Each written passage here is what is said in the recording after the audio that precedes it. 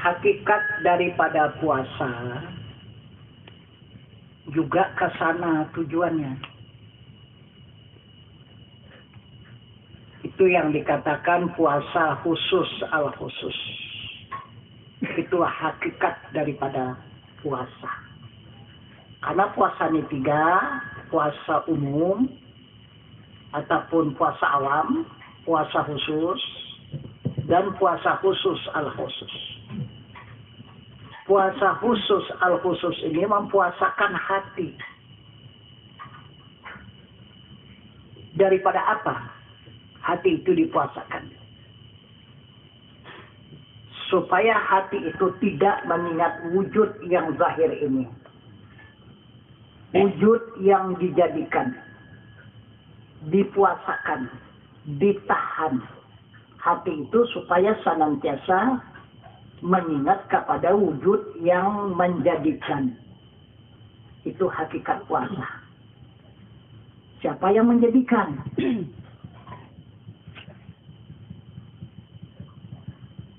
Yang menjadikan adalah kodrat, iradat, ilmu, dan hayat. Itulah yang menjadikan. Itulah yang menjadikan semesta alam. Kodrat, iradat, ilmu, itu sifatnya, hayat, itu zatnya. Jadi sifat beserta zat. Itulah yang menjadikan alam semesta. Kesanalah hati itu dipuasakan. Supaya senantiasa hati itu mengingat kepada wujud yang menjadikan ini. Jadi meninggalkan wujud yang dijadikan. Nah, itu puasa hakikat. Puasa syariat mempuasakan nafsu daripada makan dan minum pada siang hari. Jadi supaya kita melakukan perang fisabilillah. Karena puasa itu perang fisabilillah. Siapa imbang kita? Musuh agama Allah. Yang mana musuh agama Allah? Itulah Hawa. Hawa itu siapa? Hawa itu iblis. Yang mengganggu nafsu. Nah, jadi siapa yang menang? Apabila nafsu itu kita kendalikan, maka menang kita. Apabila tidak sanggup kita mengendalikan nafsu itu, maka hawa yang menang. Berarti iblis yang menang. Nah itu, kalah kita. Nah itu puasa pada bulan suci Ramadan ini. Itu maka Allah mengatakan puasa itu adalah untukku. Bukan untuk hamba. Jadi puasa inilah satu-satunya jalan kita untuk mengembalikan jasmani kepada Allah Subhanahu wa Ta'ala. Karena kita tidak mengikuti dunia ini, dan yang kita ikuti adalah Allah Subhanahu wa Ta'ala. Karena Allah itu melarang makan dan minum pada siang hari, dan kemudian dunia ini mengganggu, menggoda supaya kita melakukan makan dan minum pada siang hari. Itu bahasa awam, bahasa umum ini. Kemudian puasa hawas. Nah itu puasa tarikat, mempuasakan anggota yang 7. Nah itu bukan saja di bulan Ramadan. Di bulan mana saja itu tetap dia berpuasa. Mempuasakan 2 mata supaya tidak melihat kepada benda yang haram. Mempuasakan telinga tidak mendengar perkataan-perkataan yang haram. mempuasakan lidah, tidak mengatakan perkataan yang haram,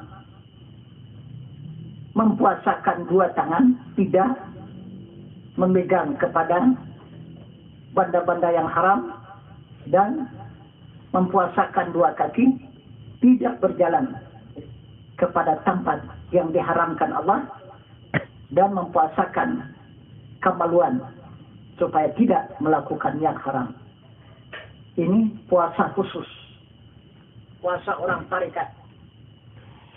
Jadi ada 3 puasa ini. Jadi puasanya orang awam itu pada siang hari, malam dia berbuka. Maka berbuka dia menerima kenikmatan dari Allah.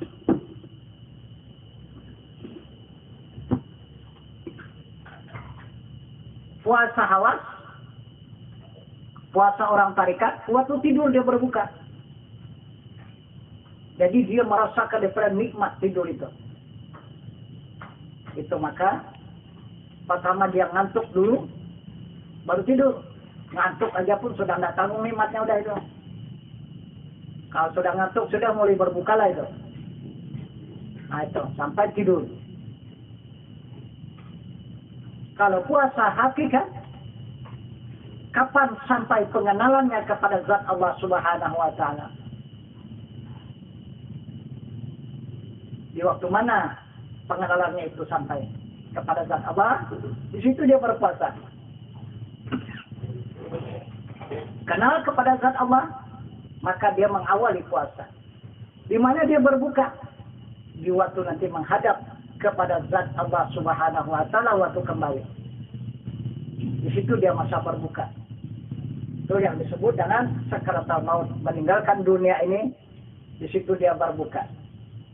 Apa yang dinikmatinya bukaan orang yang berpuasa hakikat? Puasa khusus al-khusus adalah nikmat surga. Nah itu. Jadi diberikan oleh Allah surga. Dijemput oleh Allah dengan surga. Nah, semasa dia menikmati surga, disitulah dia pulang. Disitulah dia berbuka. Kekal selama-lamanya di dalam nikmat. Itu puasa hakikat.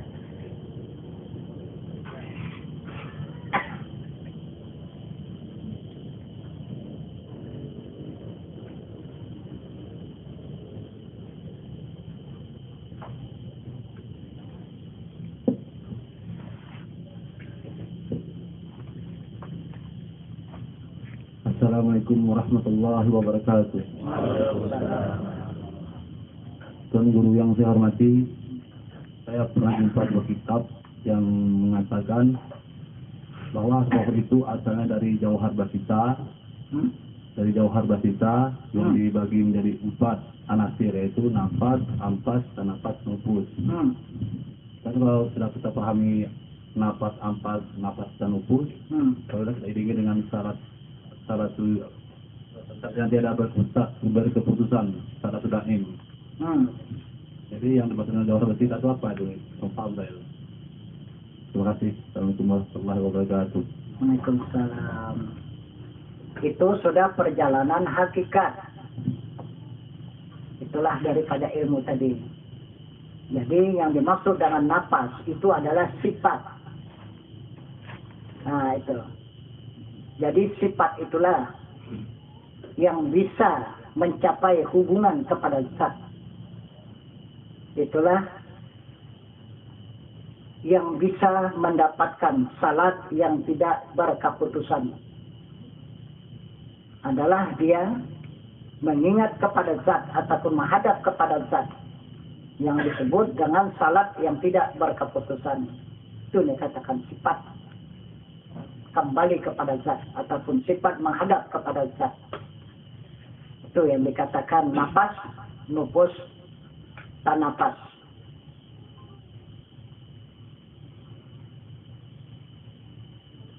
Itu perjalanan hakikat.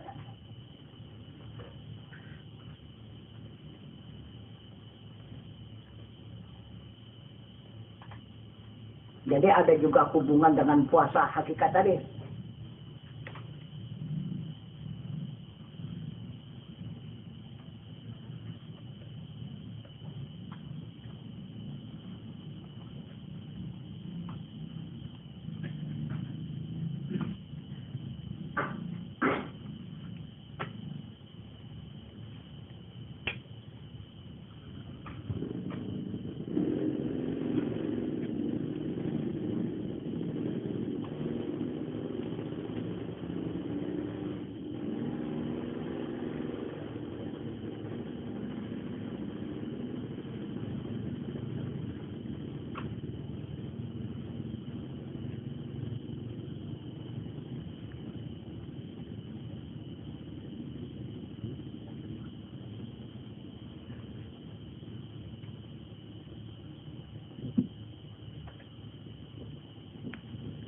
Assalamualaikum warahmatullahi wabarakatuh. Waalaikumsalam warahmatullahi wabarakatuh. Ada satu lagi nih yang tunggu. Iya. Yang kita menjelaskan masalah yang katanya ada 7 sifat yang ada pada diri kita, yaitu 7 alam. Maaf belum tunjukkan itu alam Jabarut, alam Lahut Jabarut, Malakut, alam Roh, alam Misal, Ihsan dan Insan. Terima kasih. Assalamualaikum warahmatullahi wabarakatuh. Iya. Waalaikumsalam warahmatullahi. Alam malakut itu alam langit. Alam Jabarut, alam zat Allah Subhanahu wa Ta'ala. Sebelum alam zat, alam nur. Jadi yang sebenarnya yang pertama adalah alam dunia. Ini alam lahut. Sudah itu yang kedua alam malakut, itu langit. Kemudian baru alam nur. 70.000 lapis. Baru alam Jabarut. Itu hadrat zat Allah Subhanahu wa Ta'ala. Ini perjalanan Isra dan Mi'raj Nabi. Itu perjalanan Isra, Mi'raj, Munajat dan musyahadah. Itulah yang menjadi salat yang khusyuk. Kalau dapat kita melakukan itu dikatakan salat yang khusyuk. Jadi salat yang khusyuk itu kita menjalani daripada 4 alam itu. Jadi ada alam yang dipersembahkan, ada alam yang dipuji, ada alam yang menyembah, ada alam yang dipersembahkan. Yang dipersembahkan itulah alam Jabarut. Yang menyembah itulah alam nur. Yang dipuji alam malakut. Yang dipersembahkan itulah alam lahut. Itu yang menjadi salat.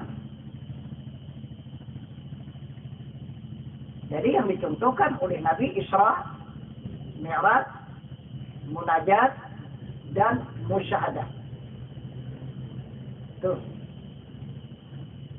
Itu perjalanan contoh tauladan kita melakukan salat yang khusyuk.